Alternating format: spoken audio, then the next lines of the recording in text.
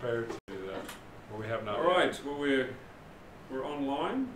Surprise, surprise for those that are getting notice for us to be online. We thought we'd share a little bit about our outreach activities that have been and outreach that is about to take place. What's he saying? No, I typed in love stream. Love stream, live stream, love stream, all of the above. All that. Live stream, but definitely not dead stream or hate stream. So let's have a prayer and we'll begin. Father, we just thank you for a blessed Sabbath. I want to thank you once again, and as it's in the afternoon, we just want to think once again of the sufferings of our Saviour and all of the accidents, the evil, the hatred that is occurring today. Lord Jesus, we know that you are suffering in the murders and the rapes and all the evil that occurs, and we just pray, Father, for grace that we may live as loving and lovable Christians, not judging, not condemning, not critical of others, but forgiving, joyful, free, giving as much as we can of your love to others. And we thank you in Jesus' name. Amen. So this afternoon we want to talk about sharing this message with people outside, and I guess as a bit of a preliminary, I just want to go back a little bit, because back in 2009, 2010, a number of people were saying to me, like, you need to stop worrying about people in the church, you need to just get out there and start witnessing and start sharing with people. And my response to that always was, well, where are you going to take them? Where are you going to take them if you don't have a loving and lovable fellowship to take people? You can drop information with people, but to conduct serious evangelism and serious outreach, you need to have the responsibility of not just giving people a whole lot of information and leaving them. You need to... and I suppose that was the difference between George Whitefield and John Wesley. John Wesley was a Methodist, and he would make sure that people were followed up when they were approached. George Whitefield would just get out there and preach and leave the seed where it would fall. And I suppose that's why Methodism has stuck around a bit longer. But in any case, we believe that we're in a place after going through for many years to lay the foundation. I was just saying to someone earlier, when I realised that the doctrine of the Trinity as I had understood it was not biblical, I realised that there was a lot that needed to change in terms of my understanding. So, and maybe it's that sometimes I have a habit of saying things that are quite confrontational, but this person said to me, as soon as I'd accepted the Father and the Son, I'm going to fly from another country and I want you to baptise me. I said, you want to fly here to be baptised by someone who's just confessed that he's been an idolater. I said, I'm not ready for that step just yet. There's more things that need to change in my life, and I'm not putting my hand up. I don't even know whether God's got a job for me to do yet, so let's not get ahead of ourselves in terms of what's going to be done. So, and it has taken me some time to put, at least for myself, to put the pieces together in a way that I'm ready to go out and present outside to people. It's a complete package. And going out to the world and telling them that our Father is non-violent has far more relevance than going out in the community and saying that Jesus is not a metaphorical son. They're like, well, who cares? They're not really interested in that particular issue. They are interested in the issue of violence and whether God destroys people and burns them up. A lot of people are interested in these subjects. And a lot of religion is polarised on those subjects. On those particular subjects. So, and this is the important thing. It's important to have a system. And when I put together God's last message of love, I put a training manual together for that. and I quoted in there from a man by the name of John Flavel. You heard of John Flavel? Yes. Ellen White quotes him, or mentions him in Great Controversy. John Flavel was a contemporary of John Bunyan, one of the Puritan scholars, and he said basically that in order to be a genuine, to be a really firm Christian, you need to have a methodical, well-digested system where all the pieces are fitting together. It's not enough simply to know a piece of information here and a piece of information there. It needs to fit together into a system. And of course, Ellen White says the same thing in the book Education and other places. You know, a methodical, well-digested system where all the pieces are fitting together, that's where the most power is going to come from. And as I go over the information in regard to the Father and Son in a divine pattern system as a method of explaining the covenants, of explaining the third angel's message, of explaining all these other things being fitting together into this paradigm, I can say that I am very excited and doing our best to make sure that we are anchored upon the pillars of the pioneers and the 1888 message. That's taken some time to painstakingly put that together, and so that we are not going off half-cocked, as it says. But so I believe we're at a point where we're ready to go into the highways and the byways. We've spent a fair bit of time talking to our brethren in the church, and we still have opportunities there, but we want to go out and mix with others.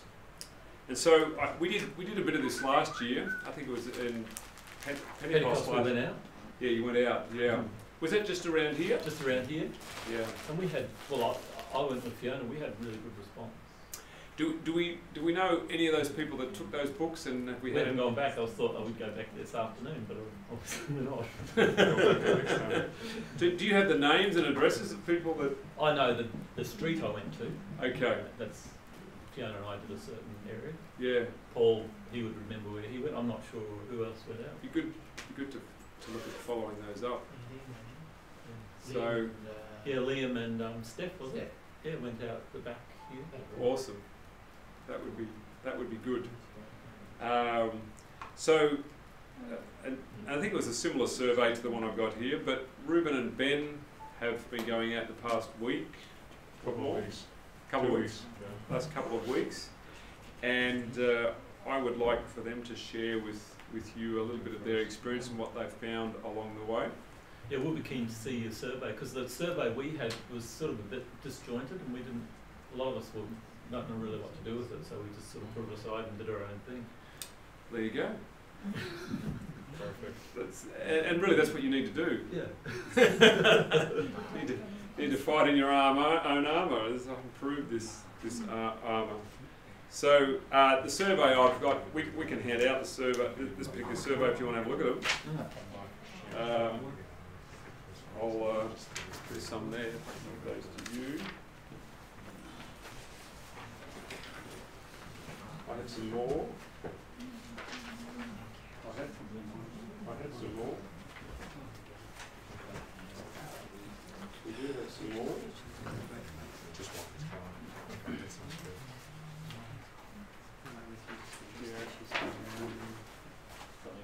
You've got. Are they all the same? Yeah, it's all the same. I think Colin's got enough. Enough? Great. I've got some more here.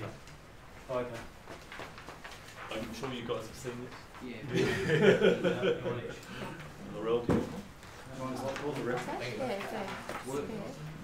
And the point here is that obviously it's only a springboard.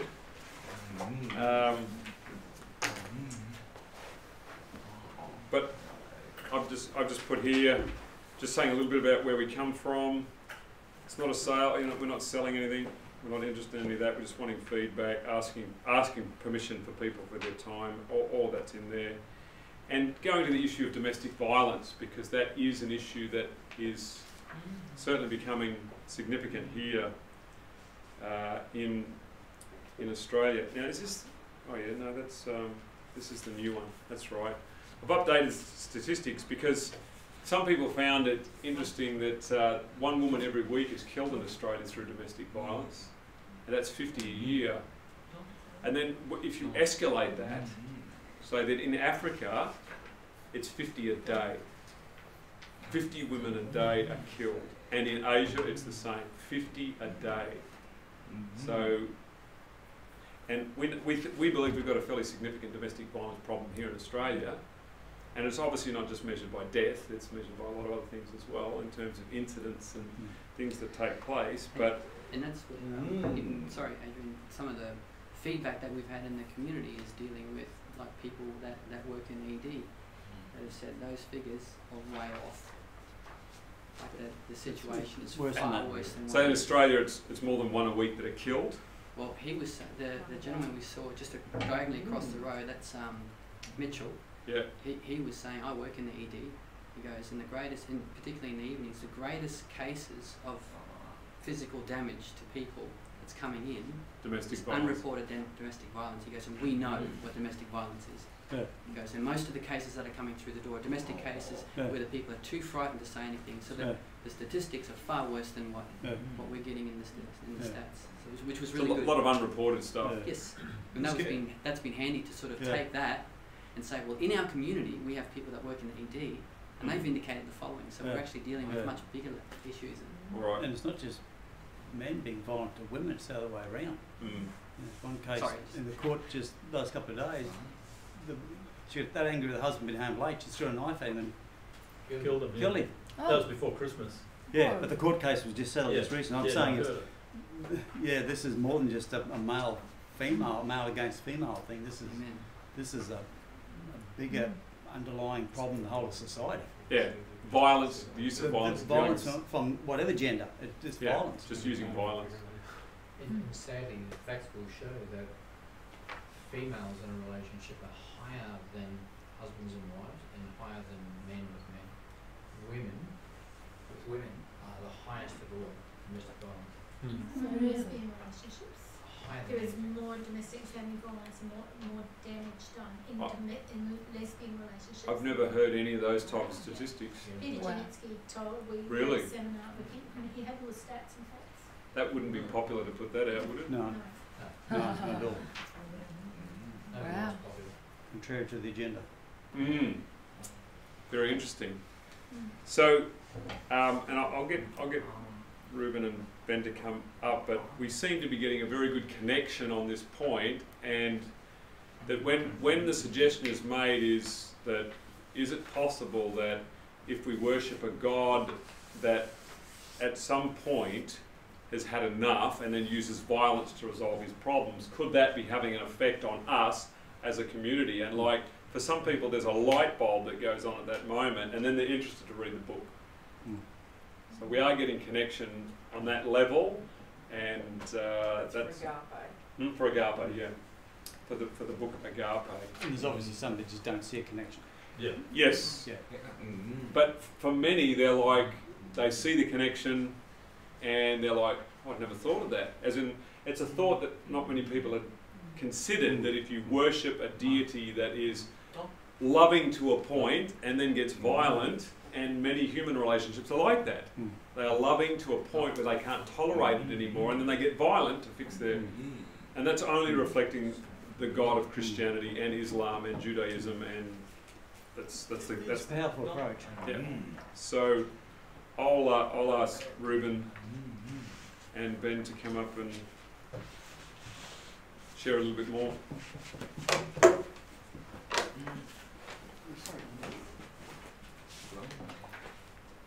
Here we go.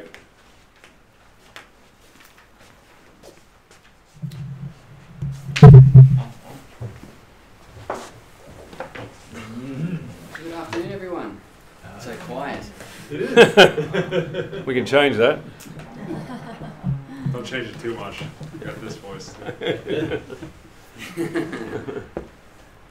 Okay, so to be able to share a little bit with you about our experience.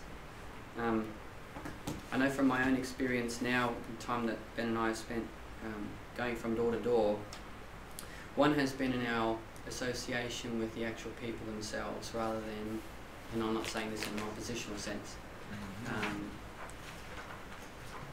that survey apart or aside,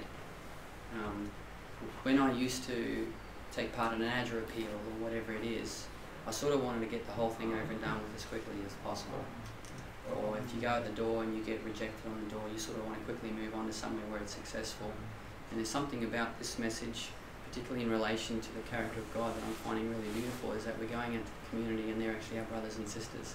They don't know that yet, and they don't know their Father, but somehow it might sound like I'm just using a couple of words, but from my approach to the door, it changes my whole demeanour. Yes.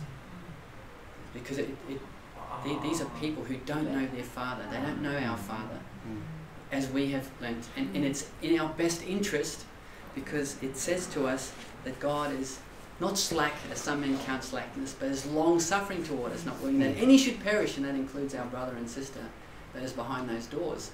So it's in our best interest to couch whatever we're going to present as a canvas in such a way as to make Christ as attractive as possible. And not to be confronted when someone says, like the other day, is like, this gentleman, we went to the door and he's like, "What are you selling?" "Nothing." "Where are you from?" "From Maranatha Minda." "No thanks." And the door shuts. So your natural reaction is, of course, like, well, that was an epic fail. But the reality is, has his relationship, or has our Father's love toward him changed in any respect? No. No, it hasn't.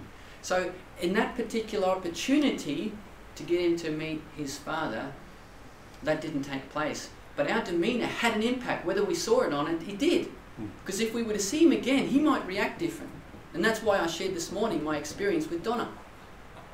Because in the first experience, no thank you, I don't actually want to talk to you. And on the second time we're talking to her, it's almost half an hour. So, having said that, I don't know if you want to put anything in with that.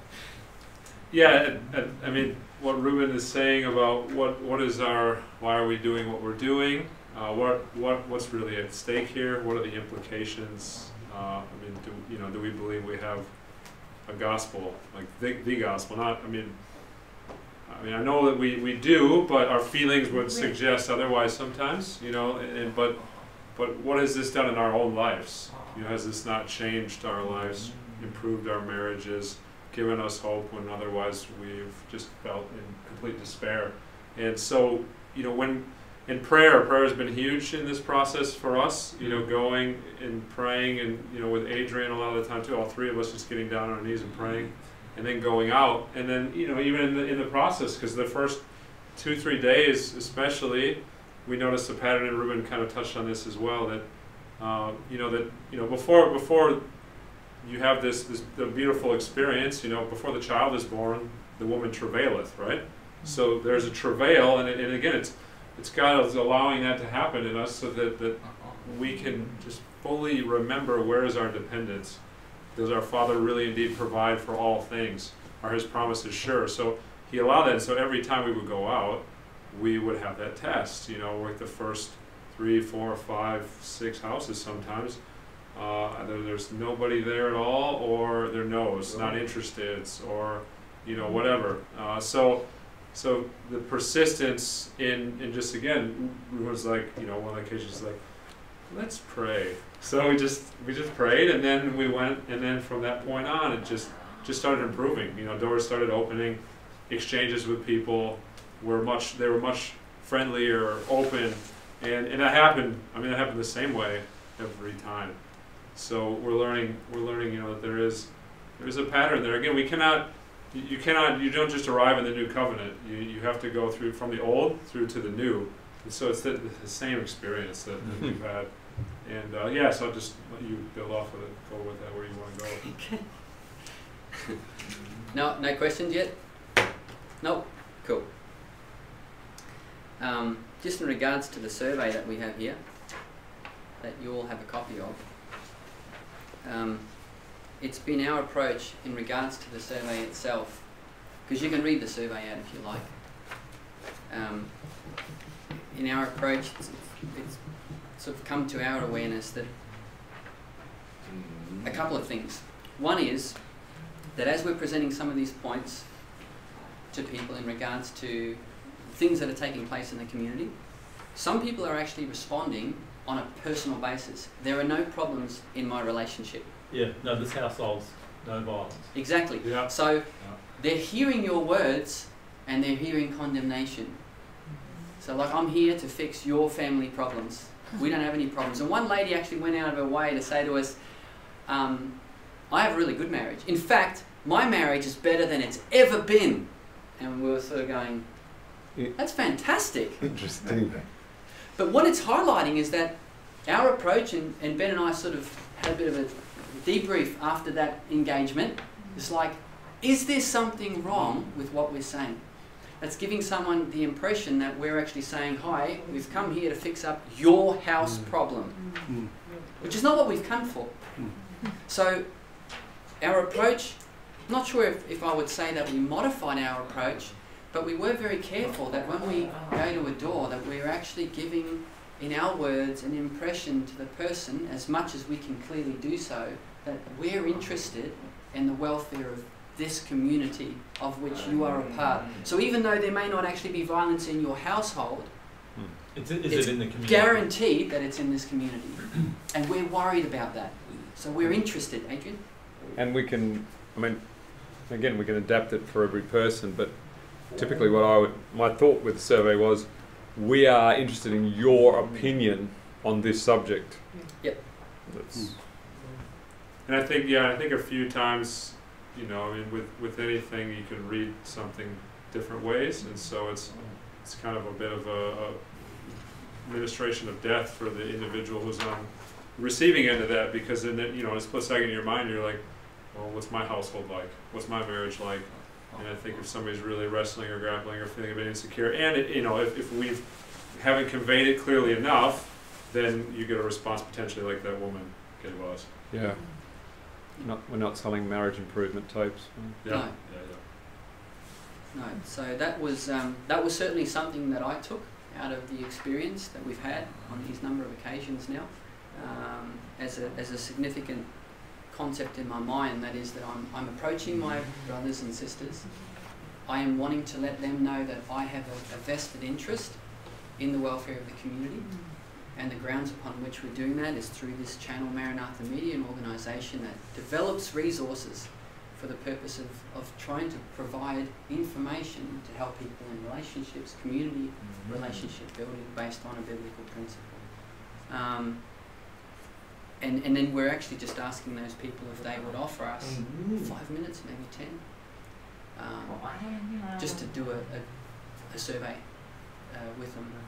And in most cases, people have actually, that are responsive, are quite okay with that. Because we're not pushing the 5 or 10 minute margin, we're sort of just opening a doorway of time. One gentleman, that was Mitchell, he actually said, as long as it's a short 5 minutes. And we ended up talking there for longer than 10 minutes. Because he was the one that was from the emergency department, so he was starting to put statistics in, he was just engaging in it. So, and he took a book. So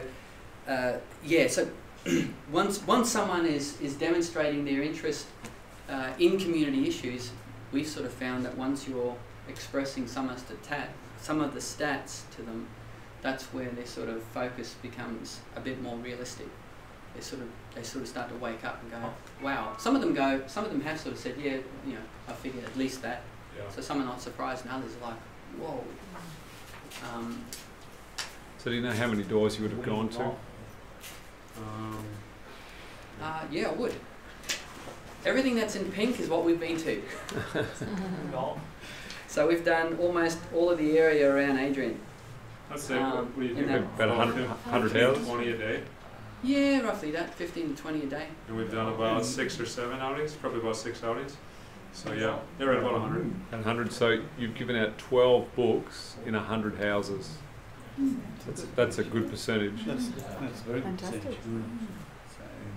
I was Yeah. thinking maybe 3%, they're getting 12. 12. What? 12%. And have they all been agapes or? Yeah, They've yeah. all been a go. Well, except, no, yeah, they have been, yeah. So with the survey, do you write in, oh, there's not much room on the page. I've never recorded responses except Donna, who actually wrote. Okay. She took it and she gave it back to us, but So it's just a verbal. we're interested only in a verbal response, and what I'm really interested in, because I'm actually keeping a spreadsheet. So every house that we've gone to, I keep a running spreadsheet whether we have dropped off a survey, because and we'll build on this shortly, I keep a record of every place and as many contact details as they will permit me to have as far as where we've left an agape. So I know the address, I know the date that we've given it to, and we have some form of contact, whether it be a mobile or an email, and that gives us a point of contact, because that's what we're looking for. We're looking for a point of contact, not just to give agape out, but hopefully in the future to be able to come back to build a relationship. So that even if it goes a month past, you can drop by and see them. Are people willing to give you that information? We've had no problems. Yeah. But we leave it open, and all I do is, rather than, I give them the pen and I give them the survey card, and just whatever you're comfortable with leaving on the bottom as your contact detail, it just gives us the opportunity to make contact. And we've not had any issues with any of them. Yeah, nobody's we've ever. left them. So we've got either a mobile number, definitely a name, and or an email address, which is fine. And that gives us an opportunity to come back and do a follow-up down the track, which is what we're looking for. So with the survey, once we've done the stats, we're actually asking people for an engagement, which is your opinion, that gives the person the understanding that, you know, your opinion is actually important to us. We're asking them, what do you see as the reason or as a possible catalyst for this rise in domestic violence? And some people have obviously indicated to us, well, actually, I don't actually think there's been any change. And it's the same with some people's perspectives on environmental effects. No number of earthquakes have changed. It's just the recording process has become more refined, and so therefore more are recorded. And some people will say that. Some people basically say, I don't think domestic violence has ever escalated or changed in any way, shape or form over the years. It's just that our recognition or our data collecting process have been refined, and therefore we have more stats, which really doesn't change any realities. I don't challenge that, because it's not in our interest to do that. It's not, we're not worried about tic-tacs on, you know, as to the numbers on the screen. So the underlying question is still the same, regardless of whether they think there's always been domestic violence or whether it's increasing now. Why? What is your understanding, or what's your opinion of the connection? As in, why have domestic violence? Why do people get to a point? And so therefore people start to give their purposes in, or their ideas and their opinions in. And we do, and I like the example of Israel Folau, because it sort of takes the focus off something that is actually becoming quite deep and relational, which is violence in a home. Because you don't know what's happening behind that door when the door's closed. You might be talking to someone who's beating their wife, or a woman who's beating her husband, or who knows what. Which means that conversation is taking a much different approach to how you're perceiving it. They're seeing someone right there in their face talking about an issue that's prevalent in their own home. You don't know that. So when we talk about Israel Folau, one of our questions, this is an Australian footballer that April last year, approximately I think it was, made a public statement about the impact, about what will take place to unrepentant homosexuals, that they will burn in hell. That was a public statement he made. It caused a bit of a ruckus, and one of our questions to them is, do you think that he should have the right to do that publicly? And that engages those people again. It takes it in a different direction, you know, like for a moment there, like you're kind of like, ooh, where is this going? So they have the opportunity to give an opinion on that, and then we ask for the idea that what kind of picture does this paint of God, as you see there? You frame that or couch that however you like, but we're asking, like, what kind of view do you have of God based on that picture of destruction?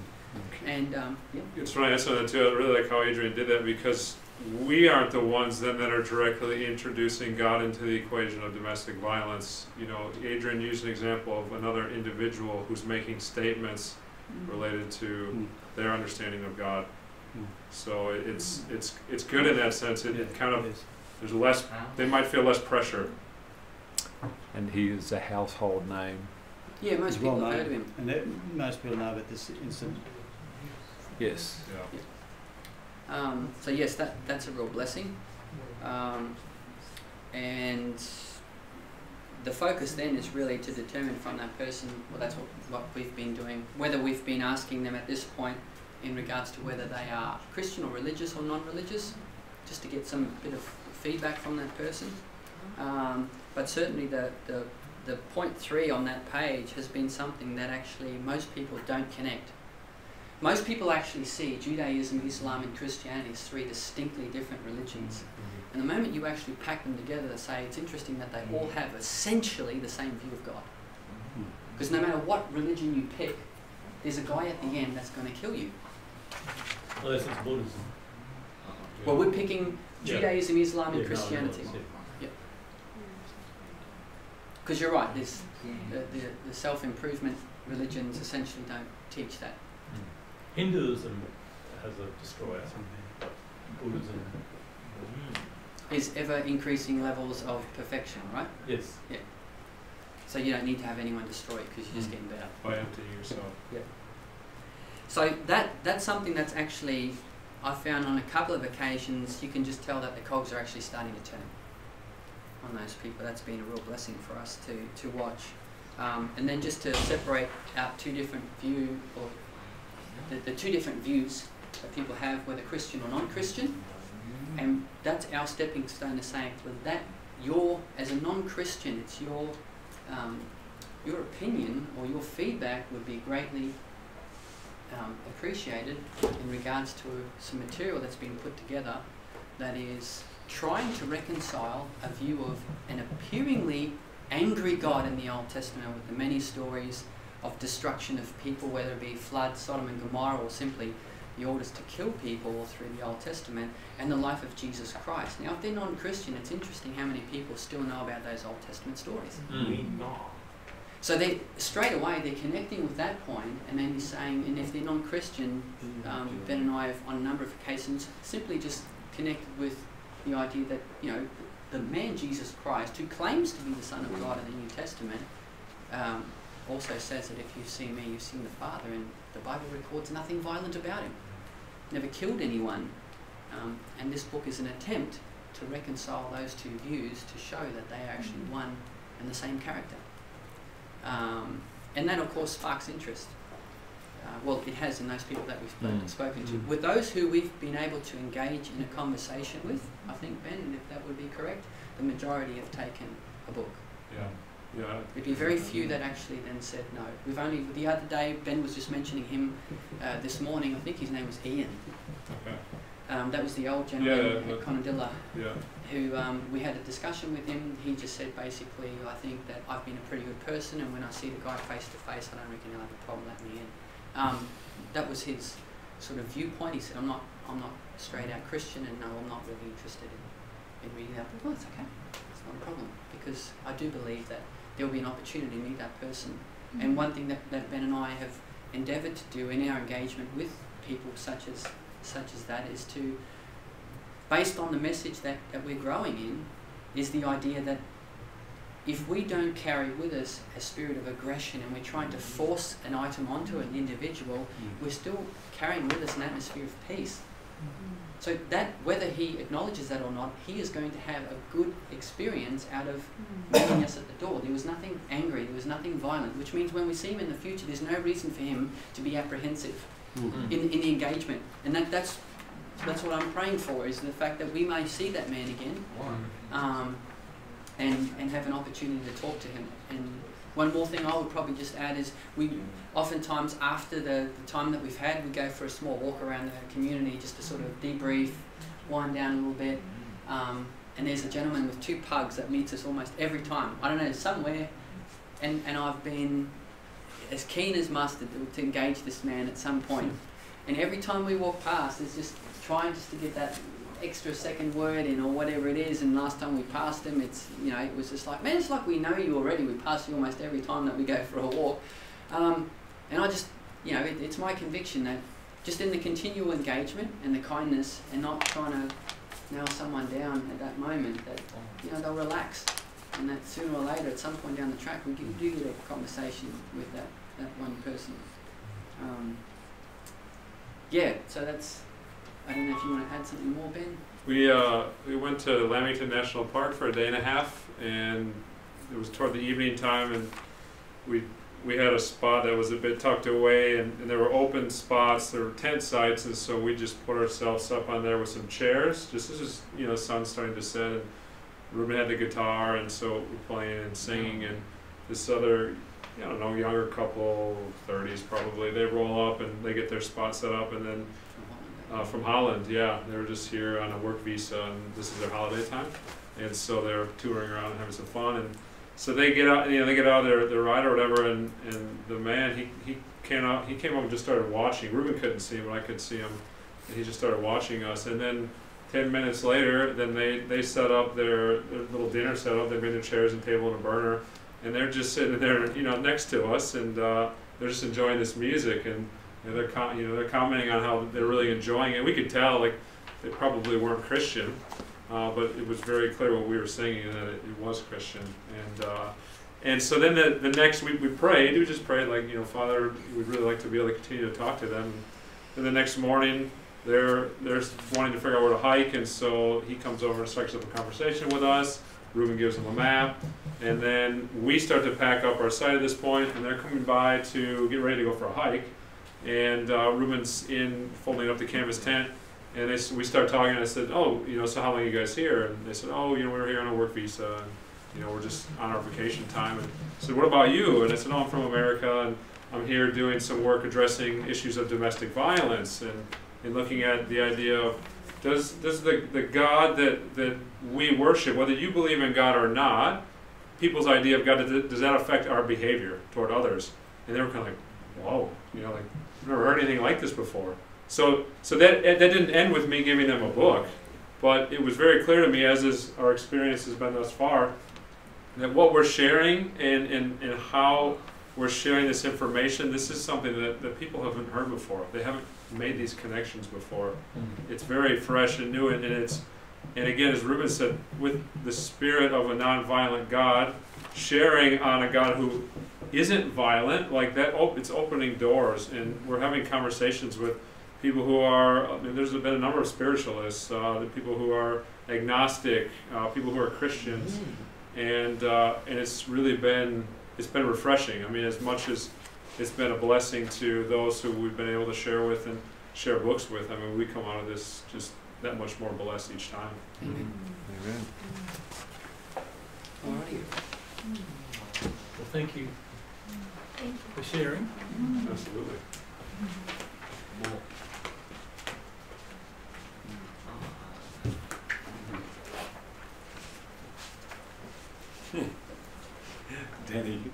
Danny's just messaging us. He says, I'm being forced to eat everywhere I go. I must eat out of politeness. Please pray for me.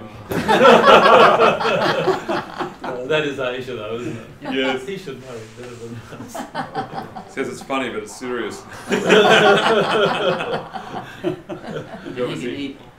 He's obviously getting treated over there. So I'm pretty encouraged by that, and I'm very thankful that I really believe this will be the way forward for us in terms of making a concentrated effort to make connections with people in the community, to provide this material, and then down the track I'm hoping, of course, that we get to the point of running an actual seminar, and we can mail to the people that have taken books, we can mail them material and invite them to the seminar. It's, I just have a question I should ask when they're up here. So for markets, are you going to do the same thing, have surveys and just books available? And what are you thinking of doing at markets? One of our plans at markets at present for the... Sorry? Maybe better go for the live stream, maybe better go in front again. Sorry. They could hear just as well. Oh, okay. they just talk up to the mic. Yeah. Okay. So one of our plans for the markets was to take some plants and sell plants, and then on the side have a table that has some of the crime outreach from the Father of Love site, some of those, and some of the DVDs like Theos potentially, and the character guide material on there as a not 3 miles down the road, but essentially on the side of it, so that we have a means to be able to outreach. That was one of the ideas, and the other one is basically that Ben and I've done for a couple of weekends now, is literally just attend the markets and look for opportunities that we have answers to prayer to be able to go and see people or run into people or store owners to strike up conversations. I think it would be a good idea to try and road test the surveys in a market situation, to be asking people to have the books there. Because I know at Mount Gravatt, the ones who go there, like the JWs, just have their own stand. They sit there with stuff. And there's other people who've only had books. I mean, some people have their own stand selling and they have a little table, but others just have books there. And just to advertise, they can take them and we can talk to them. So they know it's really all about books, not about, So there's different people doing different things. And we hope in the next 3 or 4 months we'll have the DVD, the Agape DVD series will be completed, and the audio books that we can make available as well. So in Ipswich, the JWs actually have little footpath stalls, displays. Germany as well. Yeah. Germany as well. It's like almost like they can pick them up, they fold together, and they just keep walking to the next place. Yeah, they just have this display. They just set it up. They sit on a bench beside it, and just people go by, maybe talk to them, maybe not. They were doing that down at Currumbin, It's all out there, yeah. So years ago. we can do the same. yes. Yeah, we saw. So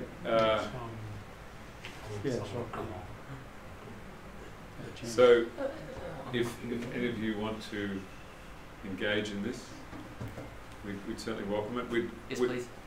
We obviously now with Ruben and Ben are going out and getting plenty of experience. If any of you are around on between 4 and 6 p.m.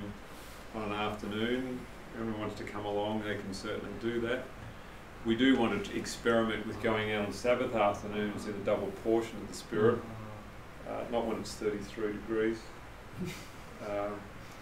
It's all right for Ruben, but for the rest it's a bit hot. So yes, we want to engage more and more in this type of activities. I don't know if it's something that we can incorporate in your markets down there, Gavin, or not, or is that type of market, or not really? Well, I was talking to Ruben about it before. Like, obviously, I used to have my table there doing stuff, but where the committee's fairly strict, because we've had problems with political stalls. Yeah. It's kind of all come under the same umbrella. We're wary now of anything religious or political that might change the atmosphere of the market. Yeah. So, which is understandable, because I would obviously love to have Christian things going out. Then I'm always wary. I mean, I've had to remove people of other faiths that are but mostly because of their attitude. If they're being pushy, trying to push things onto people. With books and things. High pressure. And because if we get a complaint from a customer, we have to act on it. And to us, it's about the atmosphere. Anything that affects the customers, we've got to be really wary of. Yeah. And it's not me personally. Our committee has rules that we need to abide by. But it's certainly. I mean, look, all the years I had my table there, it was always positive. I gave out thousands and thousands of DVDs and had some great experiences. And I ended up sort of getting too busy in my own role to be able to. I mean, I was kind of doing it on work time, and it became a bit of a conflict of interest. I still have my box of stuff in the car and look for opportunities to talk to people and give stuff out on a lower kind of, not as open sort of level. But it would certainly be worth. I said to them, come down and look around and get the feel for it. Sit at the tables, and it's such a social hub where people all sit together with music playing. It's a very relaxed atmosphere. There's always flyers for all sorts of things on the tables, and there's nothing stopping people from putting flyers on the tables, because people sit and they look at what's on there, and if you have a link to something, or like even a short. I'm not sure about the whole survey, but something with like I was just thinking about ideas as everyone's been talking, and thinking of something with the statistics and just a couple of things that are thought-provoking, with then a link to something that people might look up if they're interested. Yeah, so there's various avenues. You can send them to Maranatha Media, couldn't you? Yeah. Father of Love. Yeah, Father of Love. Not Maranatha Media. Because Father of Love is the outreach site. Okay. Adrian, were you just about to address the survey, the little brochures? Yeah. Okay. So Ben and Ruben and I have worked on some brochures on domestic violence and suicide and depression, and we're sending them over to Puerto Rico because Jonathan over there has said, look, we'll put them up into a brochure format, and those will come back to us soon. We want to be able to make those available as well in different formats, particularly at a Sunday market or something like that, where we can do things like that. So, but in the overall picture, the point is, like, say for this survey, this is something I put together with 15 minutes. So it's not. It's just a canvas. It's just an idea. I mean, it's there for people to change. It's just picking something to engage the... Yeah, to give you an idea to write your own canvas if you want to go out to make the connection. The key point is there a relationship between human violence and a concept of divine violence? And would you like that changed? Or are you open to looking at ways of, oh, maybe God isn't that violent? That's all we're really interested in. I just remember one of the ladies Fiona and I engaged, and she definitely, no violence in this, no. Was one. And no, she didn't see any relation, but she was happy to take the book and read it. Interesting. So I was keen to go back to Fiona and see. And we want to plant seeds in that, and as I say, the follow-up from there then is to run a public program. We can hire a hall and do a program. And what I envisage is that we will have more and more young people younger people who will be doing this type of work as more and more people come online.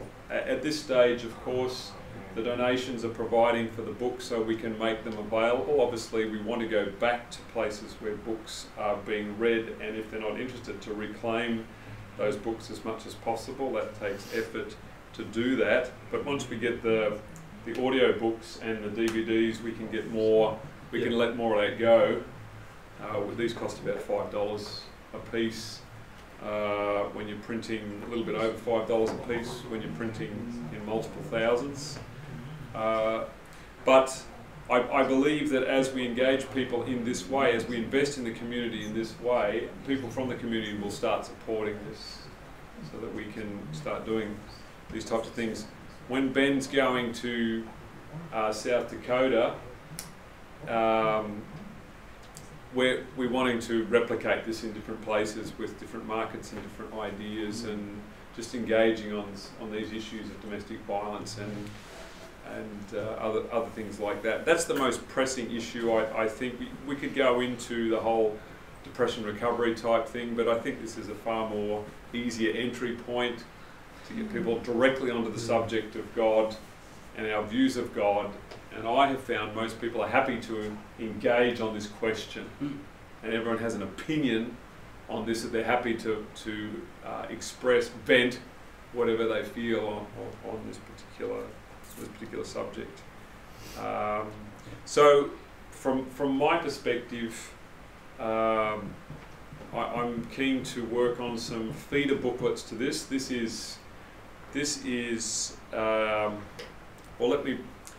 because of the concepts in this book are so different, the feedback that we're getting in a number of countries.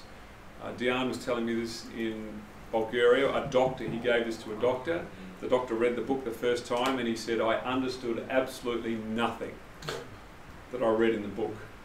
And then he said, the second time I read it, it was like the penny started to drop, and I'm like, wow. And then he started to get it. So, because it needed time to absorb, and many people are getting the second time round that it's starting to connect. What was the doctor? Was he a believer, or like where was, you know, what his situation? I think he possibly was Orthodox, right, of some description. I think, yeah, there's a lot of Christianity there. What about for non-Christians? Like, because I wonder if it's a bit too full on for non-atheists, non-Christians, where you, like, do you think there's already a little bit of assumed knowledge with reading it? I imagine now that as a non-Christian that I might struggle with it. Oh, absolutely. That's that's going to be something. I have presented this to people in the sense of whether you're religious or not, you're living in a community where there's a lot of religious people, and it's in your interest to, you know, you can actually show Christians something that maybe God's not like what they think He is. And sort of an insider perspective on, well, it's got all the stuff in it. So some people are interested in that point of view, but this is still preliminary stages in terms of actually nutting this out and proving this from the Scripture. And like I say to many people, you know, well, Adrian, we need a book like this, and Adrian, we need a book like this, and well, go for it. I'm not stopping you. So that was the next thing I was going to say. We need a book. I was preempting you. A smaller, simpler something, which is why, I mean, that's what I mean. The way that the idea was a shorter story that people can easily understand, and more for non-Christians who don't know anything about Christianity except what they've heard on the street or on the news or whatever. So we need feeder booklets. And obviously these booklets here are not useful to go out because they've got the spirit of prophecy in them. But they're feeders for Seventh-day Adventists, because we're trying to feed them into this system as well, and prove that it makes sense from the spirit of prophecy as well. And you know, I'm still proving it to myself that this is true. So I'm just putting down what I'm proving and what I'm coming to and everything like that. So definitely, I've got an idea for a booklet. You know, like Stop Domestic Violence Now, with some statistics and some basic things and an intro, and then introducing this book with a few stories in it and making it much simpler. But if there's anyone else that's wanting to put material together, then yes, please do. Can I just use that as just one of the things we have been talking about is just the booklets and it. Okay, so we've presented material on the identity wars and that there is no value in performance, and it's great to put down on paper and it's great to hear in a sermon, but we're still struggling with those principles ourselves in everyday life. So there is a tendency for people not to want to start writing when they see that someone else has written 32. But what's really important is that when Adrian may write a book and write, someone else might read that and read gobbledygook, but then the way you put it when you write makes sense to them. And that's why it's really important for multiple people to actually write their understanding of that, because there'll be other people that think exactly the same way. So we actually do need multiple people writing on the same topic, because you're not replicating, you're actually putting it in the framework that other people can get. So if that book doesn't help you, maybe this one will. It's like your dad read a book on the Godhead by someone else rather than anything you'd written, and it made more sense to him. Yeah, for a lot of people, reading my books is like a squirrel drinking caffeine. It's like it's coming at you hard and fast. So, going back to you, Gavin, what you said about people that don't believe in God, atheists, and that, a lot of them have. Well, there is a percentage that have come from a Christian background, so they can relate to that. A lot of them have rejected that platform. They've given up on the tyranny and violence and force of a tyrannical God. Or church. Well, a lot of people.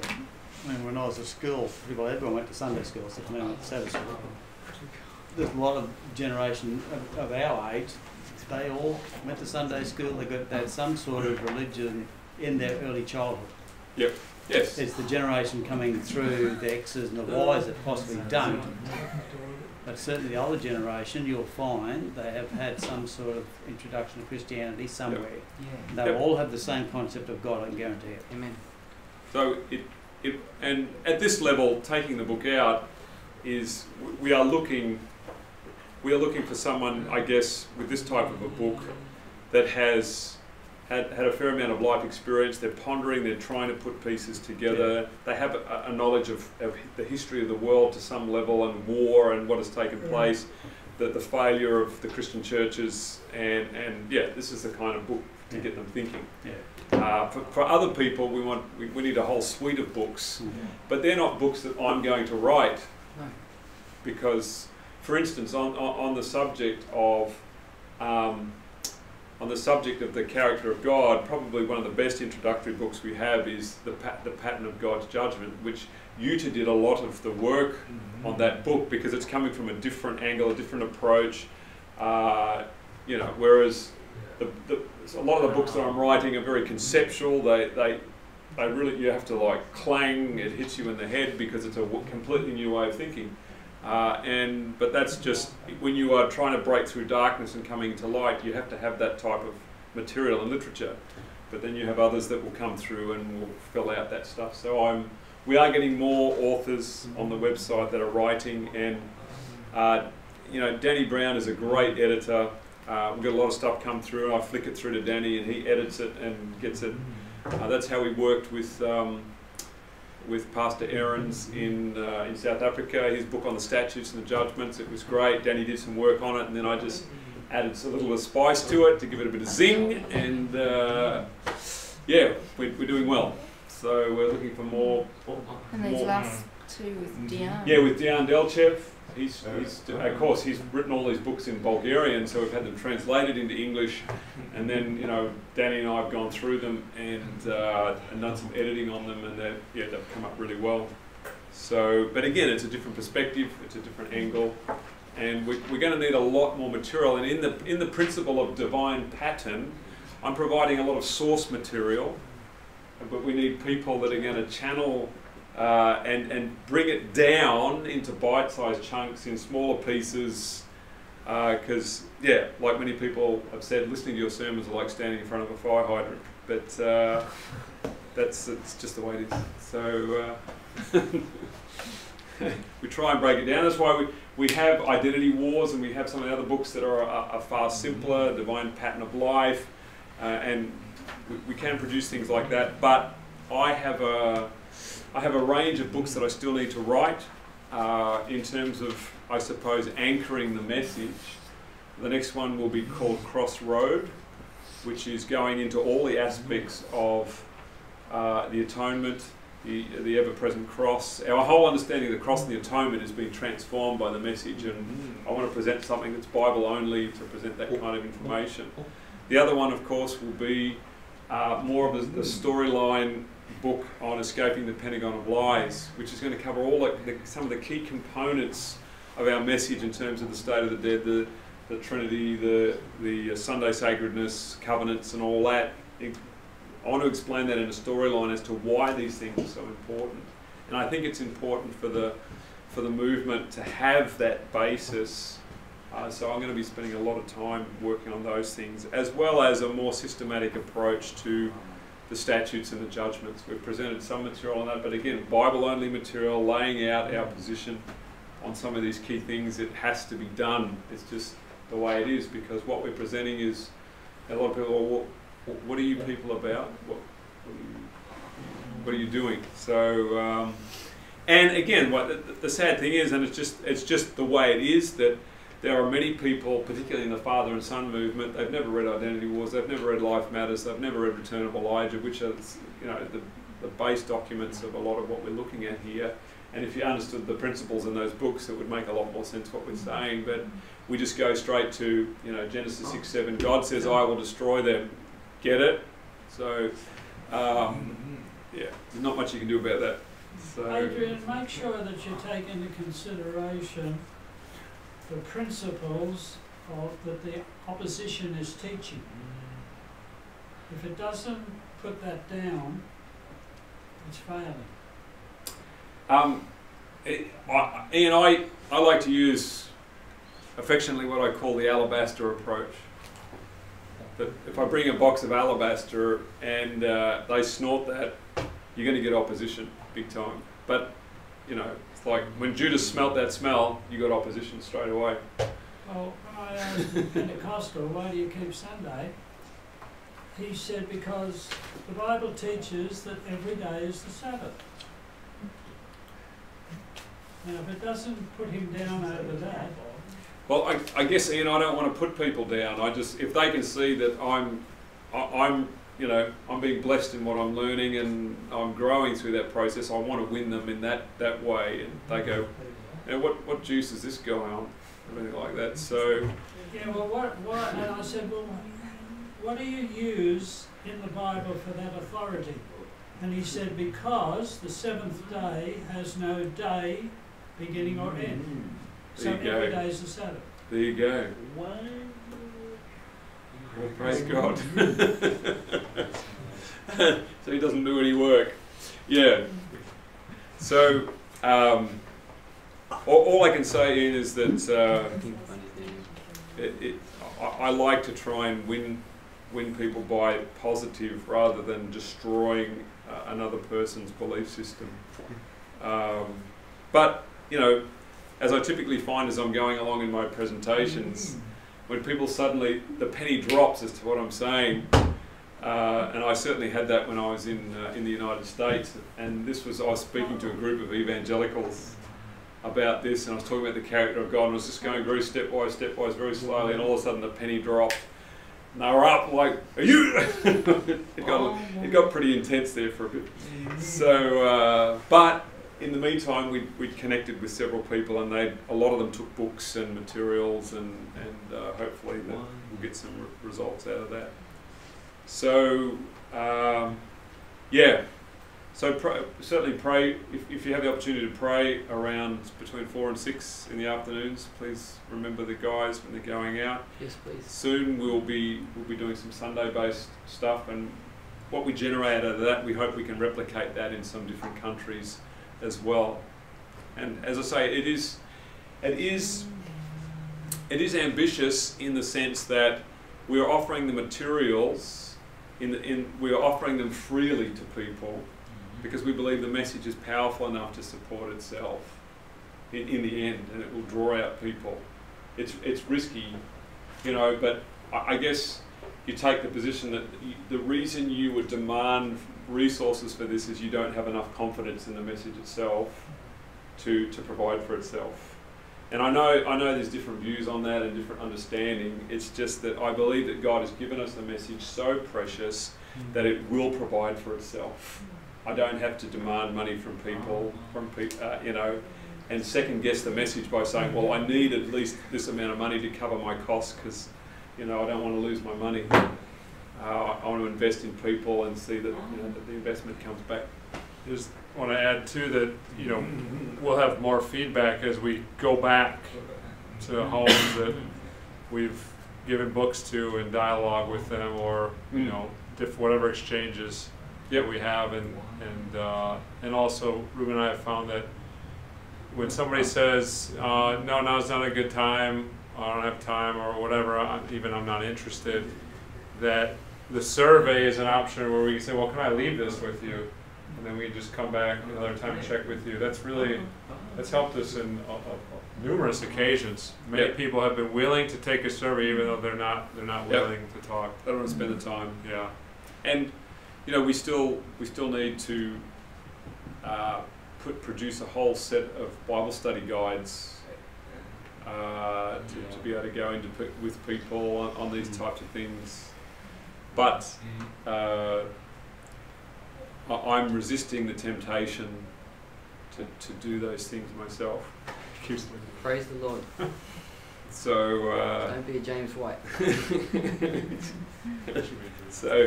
So we're going to need help with some of those things to develop, because you know the challenge I will have is to have material that's too concentrated, too much packed in. Other people can break it down, and like I want to share the joy. I shouldn't have all the fun of producing all this material myself. So and it doesn't look good when one person is doing all these things. It's a bit ridiculous. Besides which, your name on things can sometimes be problematic. Yes. Yes, it's a big liability, really it is. Out in the community it's not such a problem, but in many places my name is a real pain in the rear end, so sorry Dad. But anyway, it's life. Alright, so any other questions or thoughts before we close? And please, if you need books to share and every person who comes to my door as electricity contractor or whoever they are who want to sell me something, they walk away with a book, every one of them. I don't think anyone's escaped yet. So they all get a book. So, all right, let's... Can we have another prayer for Steph? Yes, let's pray for Stephanie.